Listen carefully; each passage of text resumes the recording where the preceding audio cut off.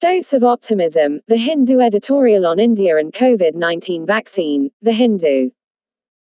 Multinational drug company Pfizer has announced promising results from its ongoing Phase 3 trial of a potential COVID-19 vaccine. However, these early results, of the vaccine candidate being 90% protective in the trial's volunteers, nearly 40,000 are enrolled, is the only important detail that is public. Pfizer, which is using a vaccine candidate by German firm BioNTech, had disclosed in September that for a vaccine to be judged 60% effective, 164 volunteers would have to contract COVID-19. This includes both the vaccine and placebo groups. The claim of 90% is based on a sample of 94 volunteers, but it is not known how many belong to either group.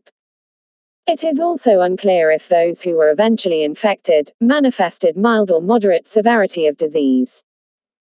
Though the results, according to Pfizer, were announced by an expert independent committee, they have not yet been announced by the standard procedure of a peer-reviewed journal.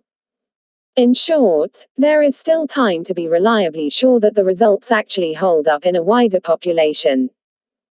Pfizer's announcement may not have an immediate impact for India. Unlike Covishield by the Serum Institute or Covaxin by Bharat Biotech Limited, there are no large Phase 3 trials of the vaccine in India. While there were early discussions with Pfizer, there is as yet no confirmation on whether India can be assured of early access to even a fraction of the vaccine output in the event it is readied. The vaccine candidate is based on an mRNA technology, which eschews the use of an infectious particle, such as a portion of the virus, and uses a piece of RNA that is then made into an antigen by the body's own machinery. This reduces the odds of untoward reactions. It also does not need to be cultured in chicken eggs or other mammalian cells, allowing it be made faster and more inexpensively. Though it is at the frontier of novel vaccine production methods, there are still no commercially available mRNA-based vaccines. They also reportedly need to be refrigerated to nearly -70 degrees Celsius, and India, with its limited cold chain infrastructure, lacks sufficient vaccine storage capacity. However, irrespective of whether and when the Pfizer vaccine is available, there is reason for optimism.